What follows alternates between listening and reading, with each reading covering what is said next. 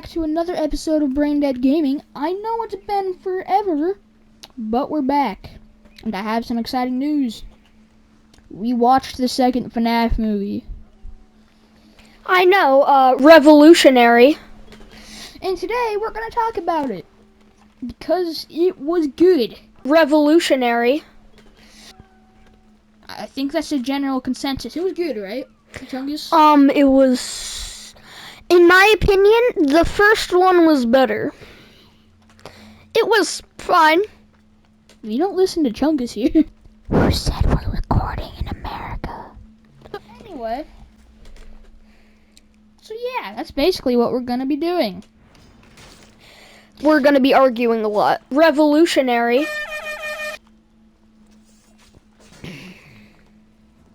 Okay, so in the beginning of the movie,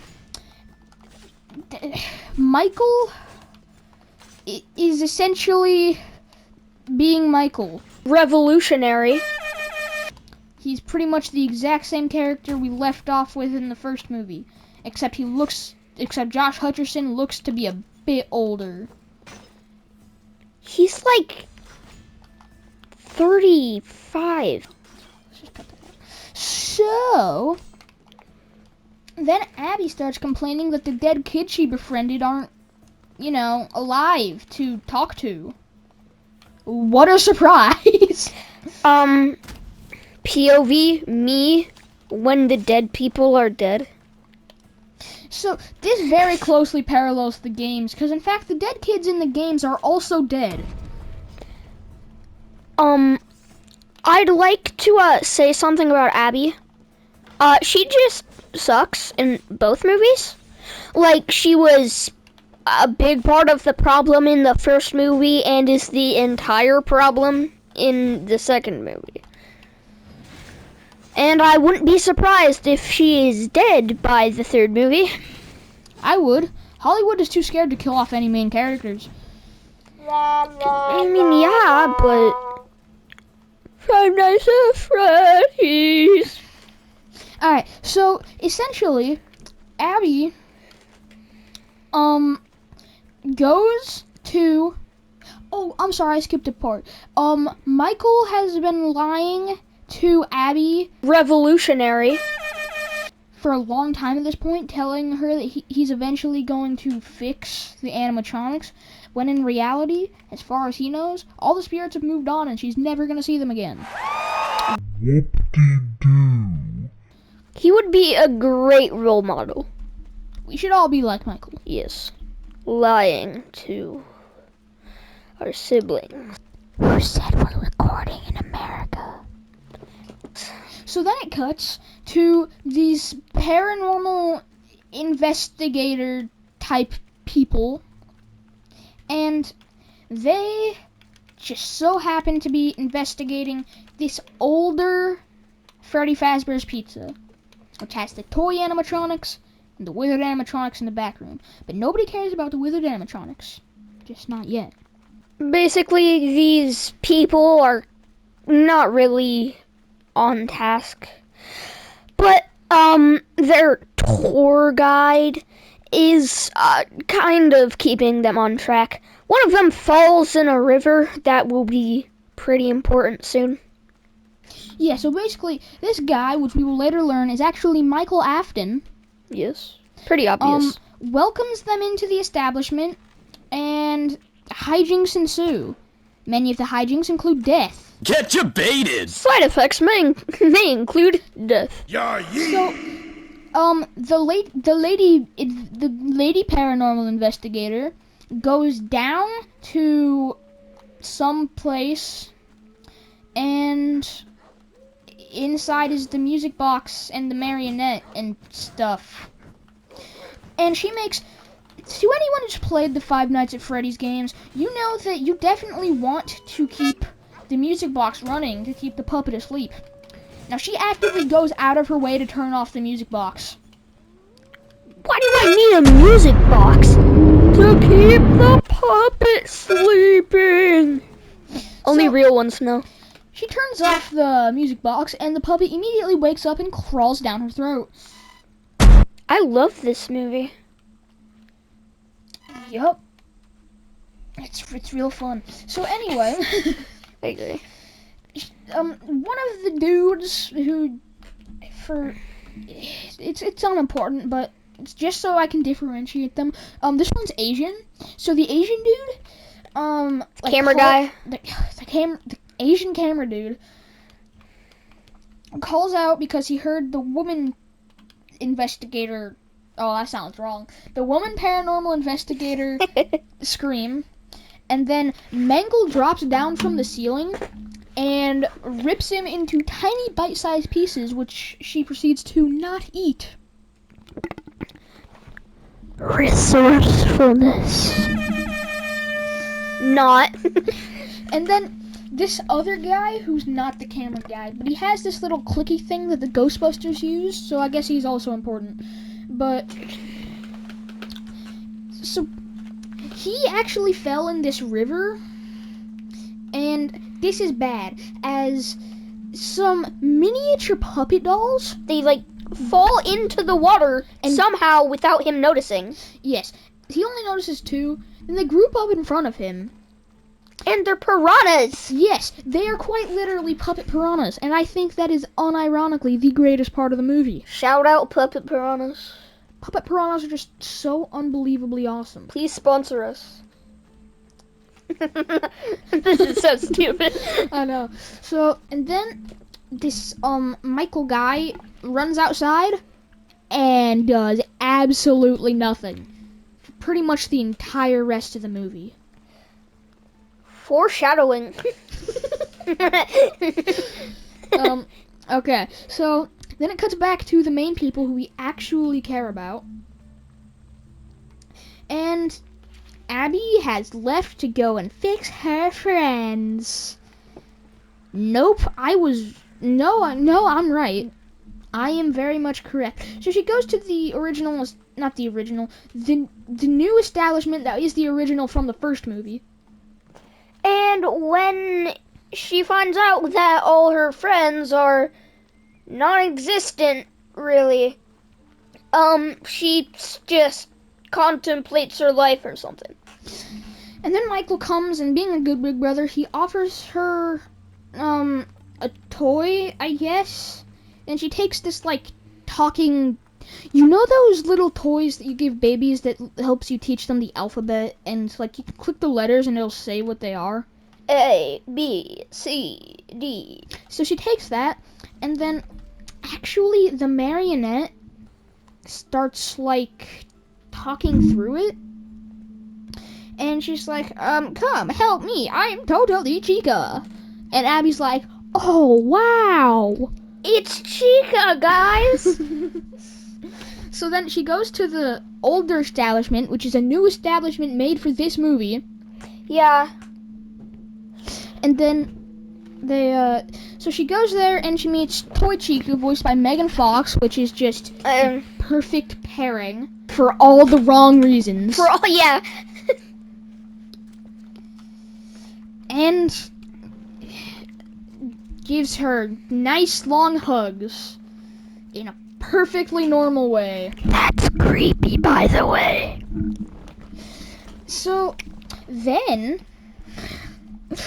you guys aren't gonna believe this. What was it? So Toy Chica and Toy Freddy apparently help her with the science fair project that... Oh, I forgot to mention, I'm so sorry. She has this, like, science fair teacher guy who is the worst human being to ever walk the face of the earth. I sure hope he dies. Foreshadowing. I'm sorry. Okay. So, they help her with the science fair project. It is specifically pointed out that, Toy Freddy's fingers are too fat to work the intricate 3D model of Chica that they printed out. Yeah, now we're being fat phobic. Sure. And then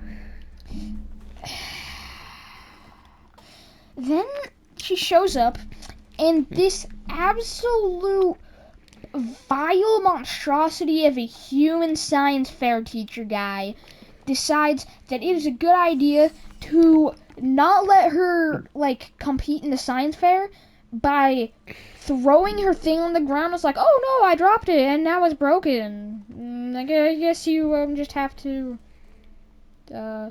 not do the science fair. So then she's really sad, and then she goes back To the old pizzeria, and gets Toy Chica, and then there's a Corey X Kenshin part. Oh yeah, the cab guy from the first movie shows up again, but instead of Golden Freddy showing up in his cab, it's Toy Chica with her beak off. And it's very disturbing. It's not really disturbing. It's just a nice call to the game, because in the games, as you guys know, Toy Chica also removes her beak. Anyway, So then, she shows up with this, massive. I completely skipped one of the most important parts of the movie. yeah. So, the toy animatronics need their, stuff to get, their, perimeter lock to get turned off so they can actually leave. So, Abby, who has dealt with murder robots before, decides that it's a great idea to let them leave the building. Yay! So, then actually, Vanessa's been here for a while, and remember the woman paranormal investigator person who the puppet just decided to... Unalive. No, not even. She Possess. possess in the weirdest way possible, is holding Vanessa hostage to make her tell her so she can wire it through to Toy Chica to tell Abby to type in the code. We made that sound really complicated. It really It's isn't. really not. It's not. It makes a lot more sense if you just watch it. So, Vanessa does, because she's not a terrible human being. So, then they can leave. And the toy animatronics proceed to get in a taxi cab with Corey X Kenshin and drive to the science fair. Yay! So you think that'd be the end of it and she would, win the science fair, right? But we have to have more conflict. Stupid science teacher doesn't believe that Toy Chica is an actual robot, so she gets disqualified, kind of. So then Toy Chica, being the absolute goat, Absolute Shad. Shout out Toy Chica. goes in and brutally murders the guy by crushing his skull in, and proceeds to give him the sickest burn known to animatronic kind. So instead of just killing him, she first has to go, I'm paraphrasing here, please understand. I want to know what's going on inside your head. She then crushes his head. As I thought, nothing at all. I'm sorry, the entire theater erupted in laughter at that part. And quite frankly, it's completely deserved. Yes. It was almost as bad as the Ticky. Nah. No, it was not. It Yeah. was so much not as bad as that. So, Somebody then- died during one of those. I know, that's why I'm saying it's not as bad. So, then she went to science fair because, she brought a robot chicken lady. Hansel Chungus. So, as you can tell, this does not relate in any part to the games. For obvious reasons. Come here. Okay, so then Toy Freddy is like, I have to go rip off the heads of some bad people because I'm actually being controlled by Charlotte, which is actually the puppet, and she's mad at adults because she died. We forgot the entire beginning. Oh yeah, we forgot the cold open. We'll discuss that later when we actually come to it. Yes. So basically, then he goes and proceeds to attempt to murder this old couple. Then we cut to Vanessa. Now she's driving back. Michael's also got there at some point. So Vanessa Vanessa leaves. Mike is currently in the office fighting for his life against the withered animatronics. We'll get to that. And Vanessa is driving the car, and suddenly Mangle is just there on top of the car. So then this car fight-esque thing ensues, and eventually Mangle gets flung through a window and smashes into Toy Freddy. But we'll cut back to that soon. So, meanwhile, Mike is in the FNAF 2 office with no doors. He makes note of that twice. It's very funny. And then, you guys wouldn't believe this, the withered animatronics start coming out. Because protocol or something. Yeah, so essentially what happened was Toy Chica was like, oh no, activate the withers. Yes! So then the withers come out, and we get this, I want to say, gag of just what happens in the game, where they just do not recognize you if you put on a Freddy head. And then the absolute Chad Foxy proceeds to completely ignore that and almost kill him. But then the absolute Chad of Mike turns him off. Not in the way that you weirdos were thinking. He did not. Foxy was not turned on by Mike. Or Megan Fox. Well. Turn him off. Okay. So then Michael leaves because Michael has no more reason to be there.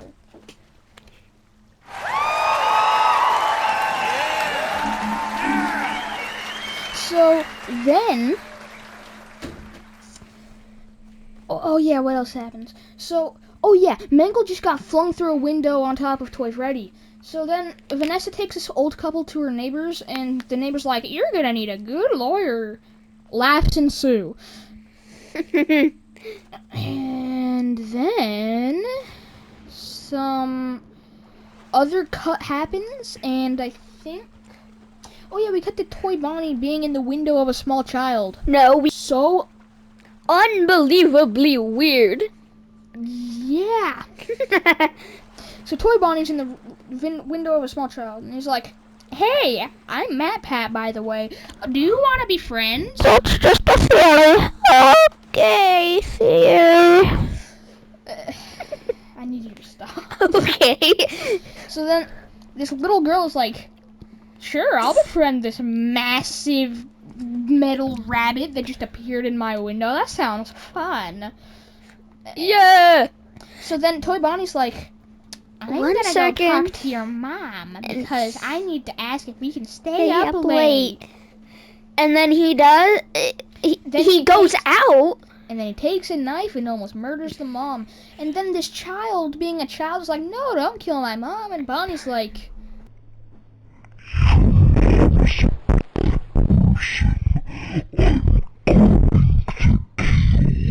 That's a quote from the movie. No, it's not. and then, you know, Mike, being the absolute Chad, has just recently turned all of the toy animatronics off. So Like Toy Bonnie revolutionary. so Toy Bonnie gets turned off, and he's no longer active because he got turned off.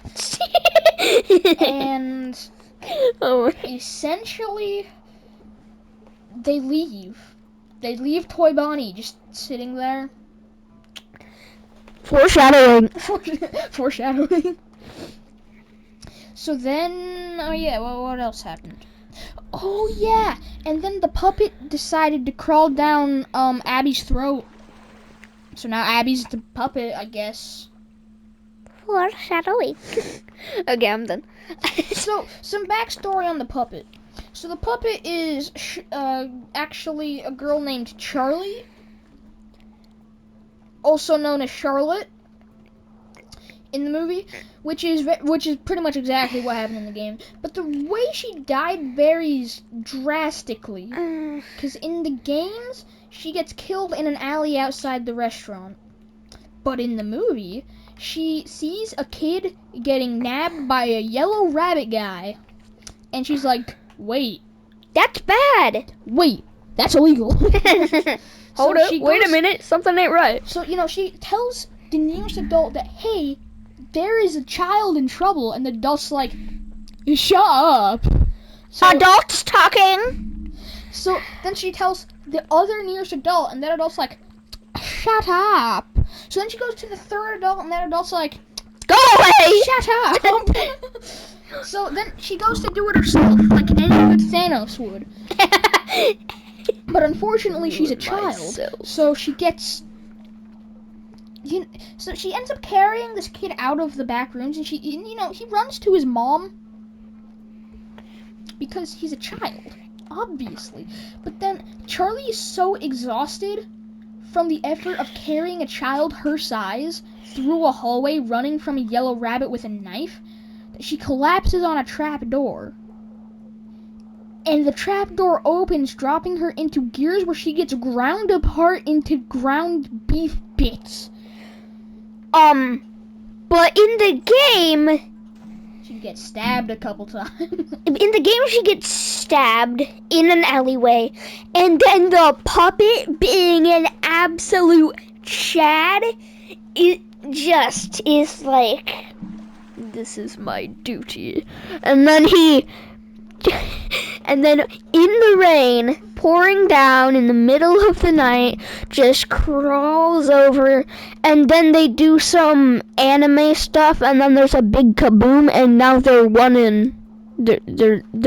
2-1 or something.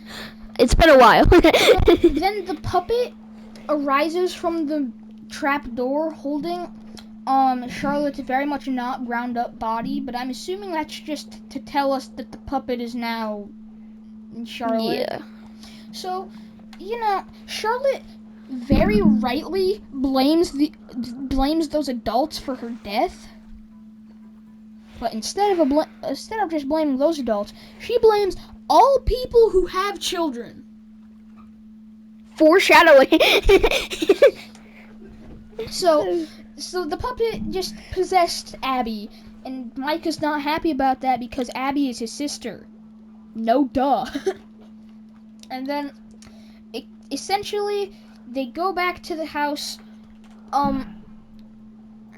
Michael uses the music box he got from Charlotte's father to unpossess Abby, so that was done in like 5 minutes. It was really fast. It was like concerningly fast. So then the puppet just kind of leaves for the rest of the movie. But then, Toy Freddy, Mangle, Toy Bonnie, and Toy Chica are all at the house, and previously Mike had gone to the original location from the first movie, which is still the newer location, but still. Yeah, it doesn't really make any sense. I mean, it does. It's just not weird. chronological. That's what I'm saying. So he goes to talk to the spirits, which aren't there, and he's just like, hey, if you ever liked Abby, you should come help her now. If you're a good person and you like Abby at all, any percent run, you should help her right now. Otherwise, you are, I don't know. So then he goes back, and they're all about to get eaten by these animatronic. Eaten? What? So, They're not wait, some of them are. but then the absolute Chad, Foxy, reaches through with his hook and proceeds to absolutely obliterate Matt, Pat, Toy Bonnie. He pulls him through a window and then curb stomps his face. I almost wish that they would have gone the route of 5 a.m. at Freddy's, the prequel. I'm gonna gouge you. So, Night guard. so then, Freddy comes around and he just kind of rips Toy Freddy in half like it's no big deal. And then Bonnie comes around and proceeds to dismantle Mangle more than any child could. And then,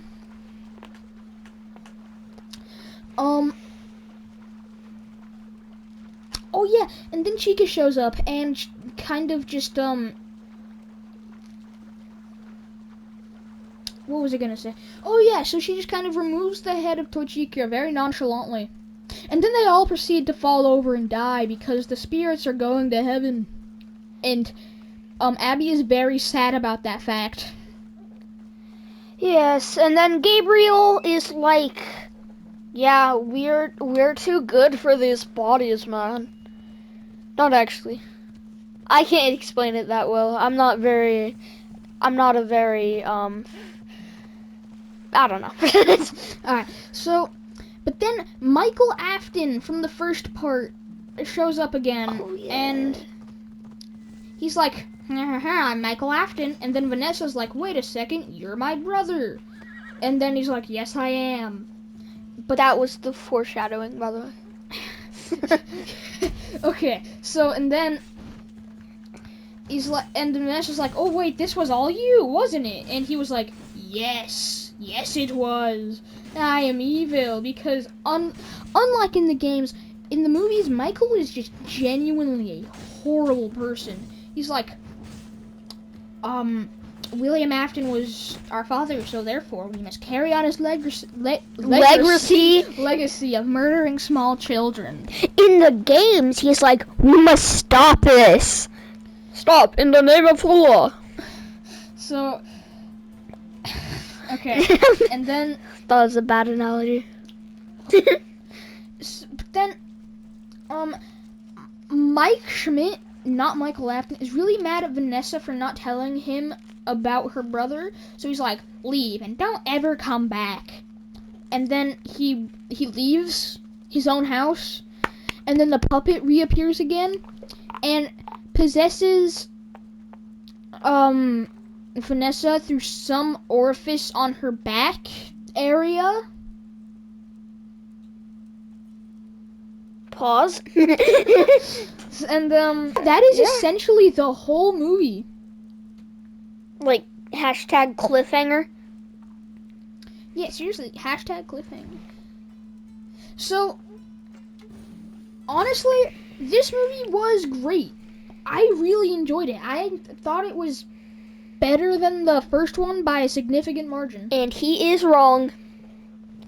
I feel like the title was misleading on this movie. You know how in the first movie they actually do like Five Nights at Freddy's, but in this movie they're like 30 minutes at Freddy's? Yeah, it's 30 minutes at Freddy's. All the guests have already left.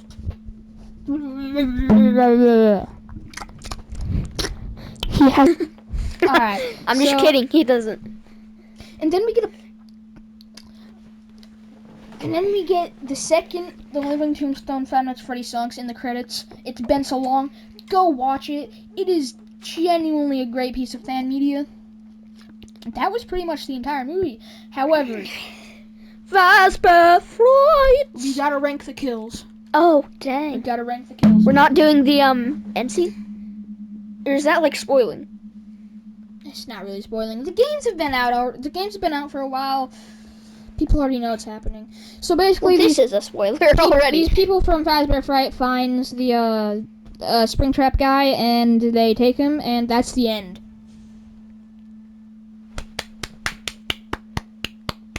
Woo. So we're gonna rank the kills. So first off, in last place, I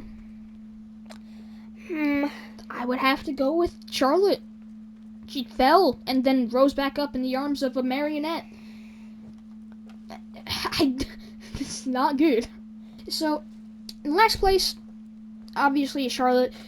Her death was nothing. Nothing happened.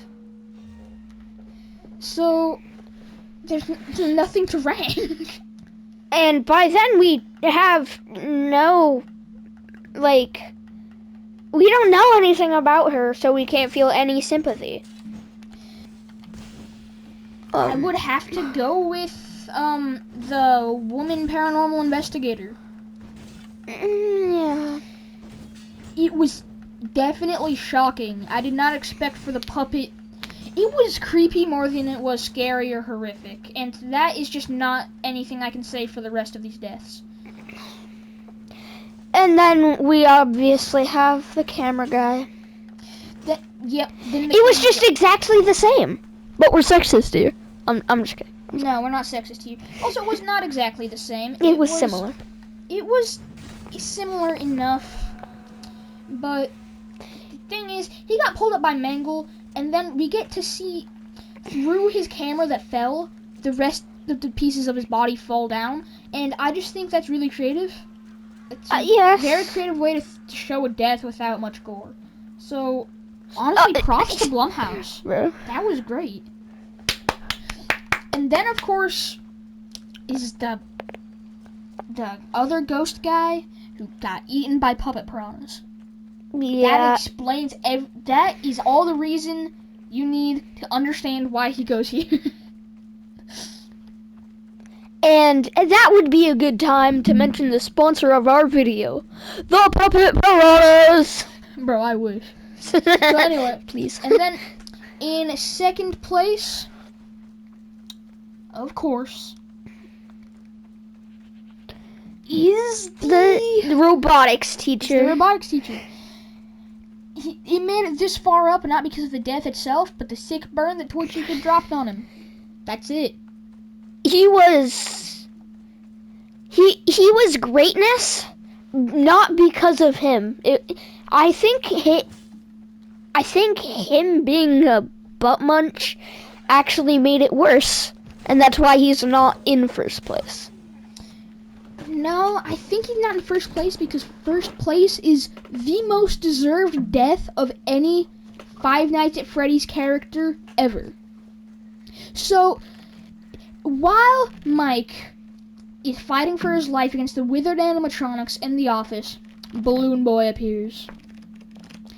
And Balloon Boy, being the little piece of doo-doo, something I cannot say, appears and starts being a little piece of what I cannot say. So Michael then proceeds to break his neck and behead him. And then he throws his head into the hallway. Don't worry, guys. You can keep your double A's. Oh, and the ones that we didn't really rank because we didn't know how to were all the deaths of the animatronics and the spirit kids. Actually, no. I want to put all of the animatronic deaths in third place. Okay, fine. So,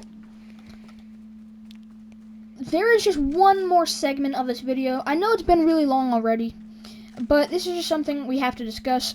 The way they did the human kills in the part where they're in the actual pizzeria. Because in the first movie, there are people ransacking the pizzeria trying to get Mike fired. They definitely deserve what's happening to them. All of them except maybe for the babysitter lady, because she was kind of okay, I guess. She was in on it, but she was an okay person. So, you know, it's very lethargic to see them get brutally murdered. And then we'll cut right here. So, you know, it's very nice to see what happens to them, even though what happens to them is terrible. Yeah. But specifically how they die is so horrifically hilarious. Like, one dude just gets bodied by a giant blue rabbit. One of them gets mauled to death by a cupcake. And the other one gets bitten in half by an inanimate bear. wow. But in the second movie, these people are just show hosts.